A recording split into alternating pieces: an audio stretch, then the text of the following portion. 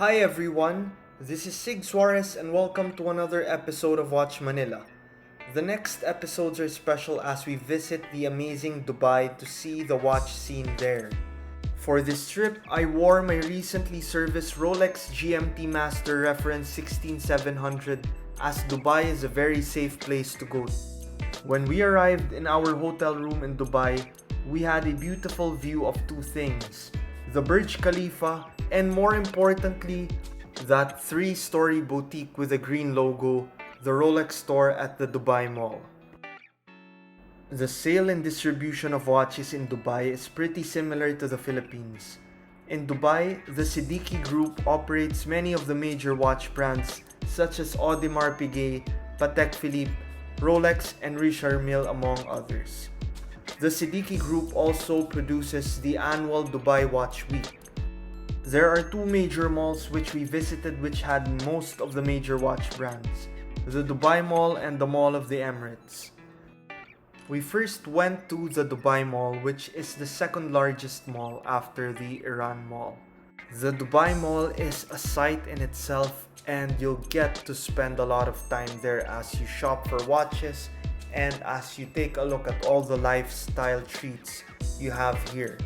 Amazing restaurants, so it's an entire amazing experience just to visit the Dubai Mall. So the first stop was Omega. Omega had an almost complete lineup of watches which included the beautiful green Seamaster among other Seamaster models. They also had a good selection of Speedmaster watches, including this beautiful model in Sedna Gold. The second stop is the 3-story Rolex boutique. And guess what? Nothing was for sale for men's. The staff looked a little uninspired, snobbish, and dismissive. We were able to find another Rolex boutique near the main drop-off of the mall, and the staff did a much better job. This boutique actually offered some watches for sale, and the client relations were much better than the first store, and they actually reach out. The only models which I am searching for at SRP are the GMT Master VTNR because I wear my watches on the right, and the Daytona with a white dial. The next store and the highlight of our Dubai Mall experience is the IWC boutique. As you enter, you'll see Lewis Hamilton's F1 car on display. You also get this new IWC experience which you've never had before. The boutique has that Apple Store vibe wherein you can simply touch and experience any watch. They're displayed literally in front of you and there are no glass enclosures for most of the watches. You can touch the watches and feel it. After roaming around the front part of the store, our wonderful SA Natalia led us to the Big Pilot Cafe inside the boutique. The Big Pilot Cafe has your usual coffee variations, and for this day I got the Spanish latte, which was pretty good for a non-coffee shop. You will also see perhaps the most beautiful coffee art which you've never seen in your life.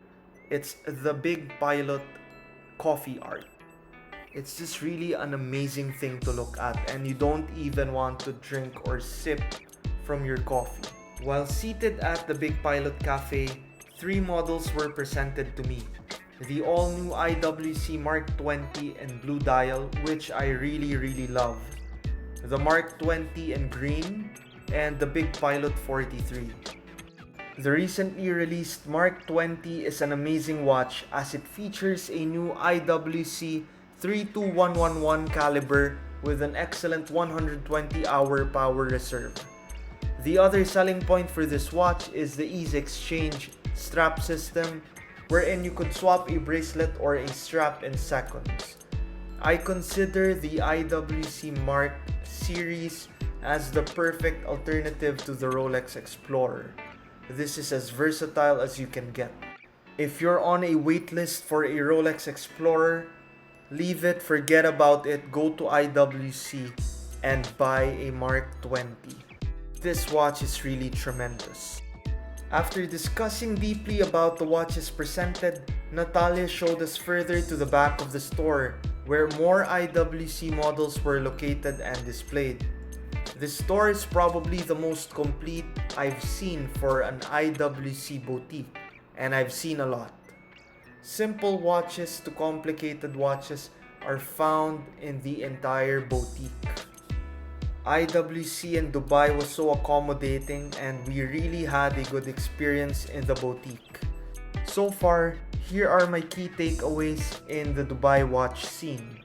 The first one, in Dubai we felt like the sales associates really made tremendous efforts to establish relationships with clients. They were the ones extending their hands. It was refreshing to see that they're the ones making you feel at home and they provide you an amazing service. They also have a very in-depth knowledge of their watches. They know what they're selling.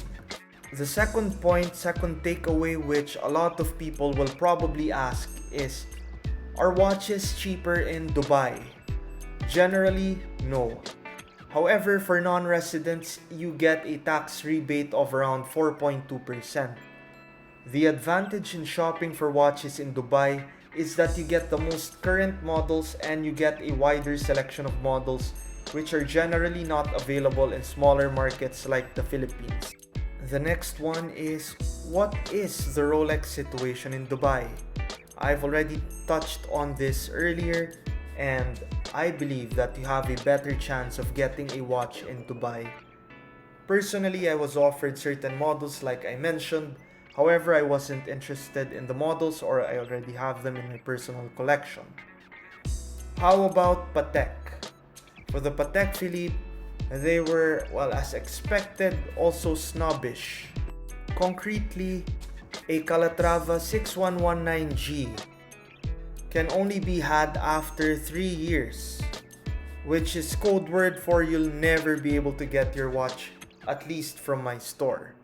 So on that end, I think the Philippines is doing a little better, because if you have a waitlist for a Calatrava, which isn't one of the most sought after pieces, what kind of waitlist are you expecting or will you get with the hype pieces such as the Nautilus or the Aquanaut?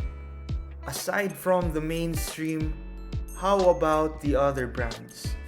So you're going to see FP Journe, you're going to see MB&F, you're going to see RM, and other brands which are not commonly seen in the Philippine market. So far, Dubai has been a feast for the eyes. You get to see a lot of these watches, a lot of these models, which you've never seen before or which are not readily available in the Philippine market. For our next episode, we will go to Vacheron Constantin in the Dubai Mall, and we will also visit Jaeger-LeCoultre in the Mall of the Emirates. Let's see if we could get something or we could have that full experience in purchasing a watch. We'll also try to see if we can find a moon swatch in Dubai, as it is very hard to find in the Philippines at SRP. Thank you for watching this episode.